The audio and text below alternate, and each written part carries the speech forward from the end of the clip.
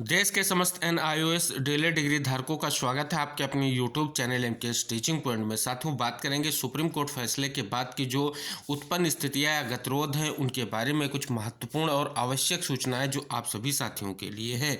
इसमें साथियों हम बात करेंगे एनसीटी में जो आपका मान्यता पत्र है उसके संशोधन के परपेच में, चयनित शिक्षकों के परपेच में और प्राथमिक वैधता को लेकर के जो भी चीज़ें हैं उन पर बात करेंगे। रणनीतियाँ आप क्या हो सकती है उन पर भी बात करेंगे। तो निवेदन रहेगा वीडियो बिना स्किप किए अंत तक देखें और सभी साथियों को शेयर करें। साथियों, सबसे पहले बात करें यहाँ पर सुप्रीम कोर्ट फैसले की। तो साथियों, सुप्रीम कोर्ट फैसले में स्पष्ट रूप से जो है एनआईएएस डीएलएड के प्रशिक्षण प्राप्त अभ्यर्थियों को प्राथमिक शिक्षक भर्ती से यह कहते हुए इनवैलिड किया गया कि ये जो डिप्लोमा है किस आधार पर ये 2 वर्षीय डिप्लोमा के समकक्ष है। अब साथियों, सबसे बड़ी बात तभी से उत्पन्न हुई है जो है स्पष्ट रूप से वैधता कैसे हो और वैधता का जो मुख्य आधार वो गजट है, गजट कैसे इश्यू किया जाए। साथियों, इसमें एक और बड़ा मोड़ तब आया जब माननीय शिक्षा मंत्री धर्मेंद्र प्रधान जी से कुछ साथियों के माध्यम से मुलाकात की गई और उन्होंने एक बात कही जो स्पष्ट रूप से कि जो सुप्रीम कोर्ट का आदेश है उसमें ये स्पष्ट नहीं किया गया है कि गजट आपका इशू हो जाए तो आपका जो है स्पष्ट रूप से प्राथमिक शिक्षक भर्ती में आप वैलिड हो जाएंगे।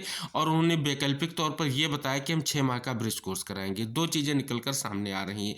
हालांकि साथियों, बात करें जब ये केंद्रीय स्तर पर प्रयास किया गया, दिल्ली जाकर के प्रयास किया गया, वहाँ पर ये चीज़ें स्पष्ट नहीं हुई। लेकिन साथियों, क्या कारण रहा कि जो ब्रिज कोर्स की बात सामने निकल कर आई है।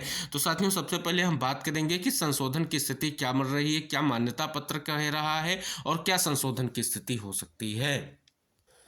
अब साथियों, यहाँ पर ये गजट है और इसी गजट में स्पष्ट रूप से पहली लाइन लिखी गई है to be published in gazette of India part 3 section 4, यानी जो आपका मान्यता पत्र 22 सितंबर 2017 को आया था, जिसे आप रिजिग्नेशन ऑर्डर भी कह सकते हैं, उसके स्पष्ट रूप से लिखा था कि इसको गजट में प्रकाशित किया जाएगा। तो साथियों, सबसे बड़ी बात यही है कि आखिर फिर गजट में क्यों प्रकाशित नहीं किया गया।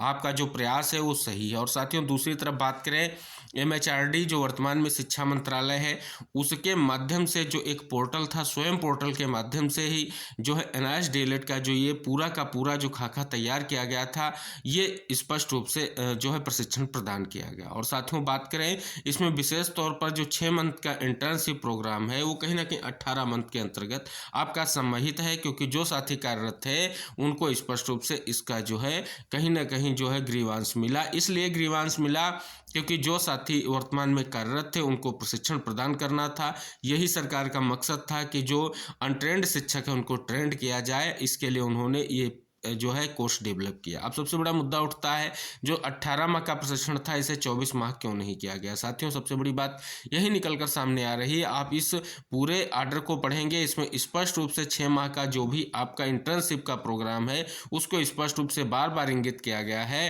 कि 2 वर्षीय जो डिप्लोमा है उसके समकक्ष या इंक्लूड जो 6 मंथ की आपका प्रोग्राम है इंटर्नशिप का उसको भी इसी में इंक्लूड माना जाएगा। तो साथियों, ये सबसे बड़ी बात यहाँ पर निकल कर आ रही है। अगर साथियों इसको समराइज किया जाए जो आपका मान्यता पत्र है तो स्पष्ट रूप से वही मान्यता पत्र स्पष्ट कर रहा है कि इसको गजट में पब्लिश होना था।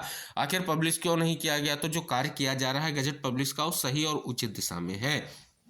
साथियों, फिर दूसरी बात आती है जो मानक थे, जो प्रस्तावना का परियोजना का मसौदा था उसमें किसी भी तरीके से 6 माह के ब्रिज कोर्स की बात नहीं स्पष्ट की गई और 6 माह के कोर्स को जो है स्पष्ट रूप से कहीं ना कहीं उसमें जो है छूट प्रदान की गई। लेकिन साथियों, वैकल्पिक रूप में इसलिए 6 माह के ब्रिज कोर्स की बात की जाती है कि अगर स्पष्ट रूप से आपको वैलिड करने को लेकर के मानक तैयार हो रहे हैं, चीज़ें आ रही हैं, अगर कोर्ट तैयार होता है इन चीज़ों को लेकर के कि 6 माह का ब्रिज कोर्स करा करके आपको वैलिड किया जाएगा प्राथमिक शिक्षक भर्ती में, अगर ऐसा कुछ दिशा निर्देश आपको कोर्ट से प्राप्त हो जाए तभी आपके 6 माह का जो ब्रिज कोर्स है वो सही होगा। और साथियों, बात करें वर्तमान में जो फैसला आया है, अगर 6 माह का ब्रिज कोर्स कंडक्ट भी किया जाएगा, कब किया जाएगा, सबसे बड़ा सवाल यही उठ रहा है। तो अभी की वर्तमान की स्थितियों को देखते हुए पहला प्रयास आपका यही होना चाहिए कि गजट में पब्लिश करने की बात की गई है तो इसको गजट में पब्लिश किया जाए। जिसे हमारा तत्काल प्रभाव से जो फैसला आया है वो तत्कालीन उसका जो है स्पष्ट रूप से निष्कर्ष आ सके। साथियों, बात करें इसका सीधा सा प्रयास हमारा यही रहना चाहिए। उड़ीसा की भर्ती को लेकर के जो पत्र दिया गया उसमें भी स्पष्ट है वहाँ की भर्ती, केबीएस भर्ती में नियुक्त पत्र रुके हैं। तो साथियों, क्या जो ये स्पष्ट रूप से चीज़ें निकल कर आ रही हैं, क्या इन जो साथियों को जिनके नियुक्त पत्र रुके हैं क्या उनको नियुक्त मिल सकेगी? सबसे बड़ा सवाल सामने साथियों ये निकल कर आ रहा है। तो प्रयास आपका गजट का ही रहना चाहिए। स्पष्ट रूप से आप अपनी बातों को रखें कि सर जो मान्यता पत्र है उसको गजट में पब्लिश होना था, गजट में पब्लिश नहीं हुआ है, पब्लिश हो इसके बाद हम रिव्यू करेंगे। ये कोर्ट तय करेगा कि जो है गजट आपका मान्य है या नहीं मान्य है।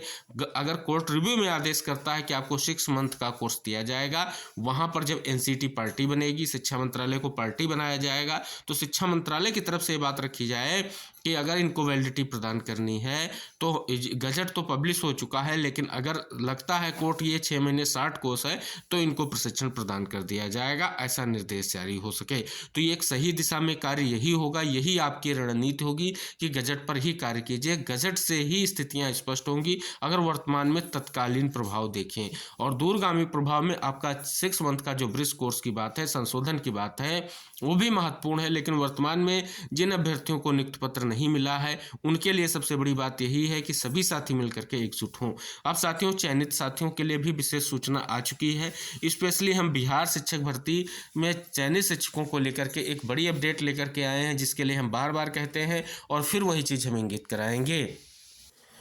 साथियों, यहाँ पर स्पष्ट रूप से देख सकते हैं सेवा में श्रीमान अपर मुख्य सचिव शिक्षा विभाग बिहार सरकार पटना, श्रीमान निदेशक प्राथमिक शिक्षा बिहार सरकार पटना और सचिव जो आपके बिहार लोक सेवा आयोग, उनको स्पष्ट करते हुए पत्र क्या लिखा गया है। विषय है कि छठे चरण में नियोजन शिक्षक वर्ष 2019-20 प्रज्ञापन संख्या 864 दिनांक 5/7/2019 बिहार लोक सेवा आयोग शिक्षक भर्ती विज्ञापन 26/2023 एवं 27/2023 से एनआईएस द्वारा संचालित 18 माह सेवाकालीन डीएलएड प्रशिक्षण प्राप्त अभ्यर्थियों को बाहर करने के संबंध में देख सकते हैं स्पष्ट रूप से साथियों पत्र लिखा गया। पत्र में क्या लिखा गया है आप इसको एक बार पढ़ें कि हम छठे चरण नियोजन वर्ष 2019 के डीएलएड अभ्यर्थी हैं। शिक्षक नियोजन वर्ष 2019 में शिक्षा विभाग द्वारा विज्ञापित विज्ञापन संख्या 864 दिनांक 5/7/2019 में एनआईएस को सम्मिलित नहीं किया गया तथा एनआईएस डीएलएड अभ्यर्थियों ने जो 18 माह का सेवाकालीन जो है शिक्षक प्रशिक्षण पूरा किया, उपयुक्त विज्ञापन में अपने को सम्मिलित करने के लिए शिक्षा विभाग के निर्देश है तो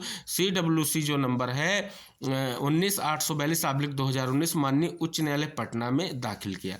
सुनवाई करते हुए माननीय उच्च न्यायालय द्वारा उनके आदेश जो है 21/2020 से शिक्षा विभाग को निर्देश दिया कि एनआईएस द्वारा सेवाकालीन प्रशिक्षण प्राप्त अभ्यर्थियों को उपयुक्त नियोजन वर्ष देने का जो है किया जाए। उपरोक्त आदेश के आलोक में शिक्षा विभाग द्वारा उन्हें पत्रांक 3/5/2020 द्वारा एनसीटी से एनआईएस द्वारा संचालित सेवाकालीन 18 माह के डीएलएड को मान्यता देने है सूचना की मांग की गई और जिसके आधार पर एनसीटी द्वारा जो है ये पत्रांक आप सभी को पता है जो दिया गया है 2020 में वो प्रशिक्षण को मान्यता प्रदान कर दी गई। सरकार द्वारा संचालित शिक्षक प्रशिक्षण महाविद्यालय वर्ष 2 वर्ष की शिक्षक प्रशिक्षण पूरा करने वाले अभ्यर्थियों के उपयुक्त जो है वादों के माननीय उच्च न्यायालय पटना द्वारा पारित आदेश की जानकारी हुई तो उनके द्वारा माननीय उच्च न्यायालय पटना में जो है पारित आदेश दिनांक 21/1/2020 के द्वारा माननीय उच्च न्यायालय पटना में चुनौती दी गई, जिसमें माननीय उच्च न्यायालय पटना द्वारा अपने आदेश 17/11/2022 में जो स्टैंप रिपोर्ट द्वारा उठाए गए डिफेक्ट को दूर किया हेतु 4 सप्ताह का समय लेते हुए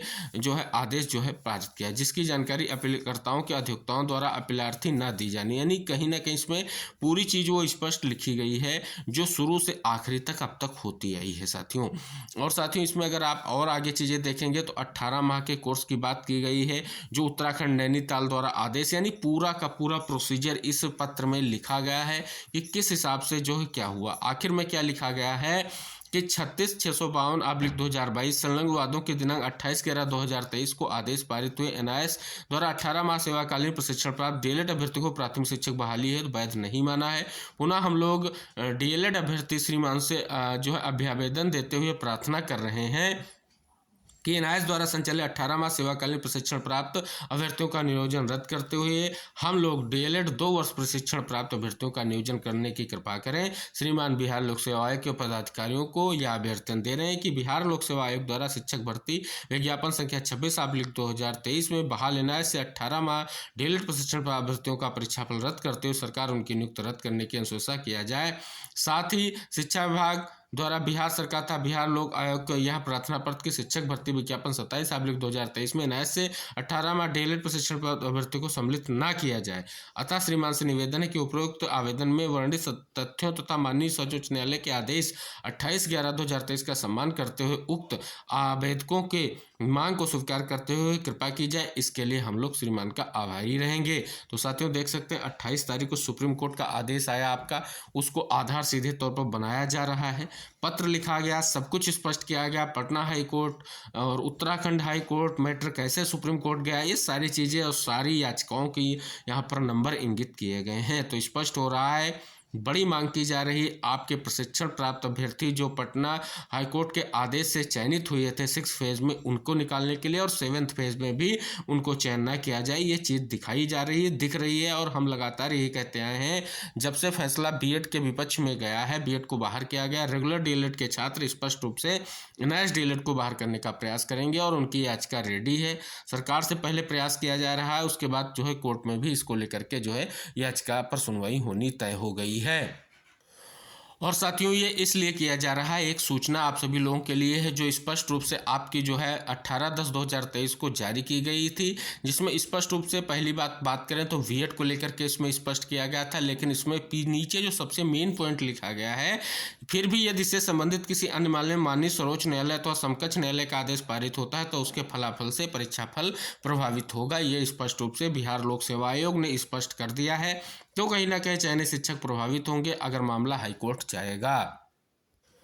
साथियों बात करें हमारे प्राथमिक शिक्षक भर्ती के संबंधित जो साथी हैं चाहते हैं कि एनआईएस डीएलएड जो है फिर से प्राथमिक शिक्षक भर्ती में वैलिड हो, तो उसके लिए एक और प्रयास आप सभी लोगों के लिए है जिसका निमंत्रण आपको दिया जा रहा है कि एनआईएस से डीएलएड कराए गए कोर्स को मान्यता नहीं मिलने से आज देश के 14 लाख बच्चों के भविष्य खराब होने के कगार पर हैं, जिनको लेकर के हमें सरकार से गुहार लगाने और देश स्तर पर ट्विटर कैंपेन का जो है आयोजन किया जा रहा है। आग्रह किया जा रहा है कि अपनी सक्रिय भागीदारी जो है सुनिश्चित करें। ये जो ट्विटर कैंपेन है आज 13 तारीख शाम 7 बजे से रात 11 बजे तक रहेगा। गजट फॉर एनआईएस डीएलएड आपको हैशटैग प्रयोग करते हुए समस्त जितने भी हमारे 14 लाख छात्र हैं या डिप्लोमाधारी हैं इस चीज़ को समझें और कहीं ना कहीं ट्वीट एकजुट होकर के अवश्य करें। और साथियों आपको अवगत करा दें, अगर आप किसी भी तरीके से किसी भी ढंग से अपनी बात को पहुंचाना चाहते हैं, अगर आप स्पष्ट करना चाहते हैं तो ये एक आपके लिए प्रोफार्मा बिल्कुल सटीक है।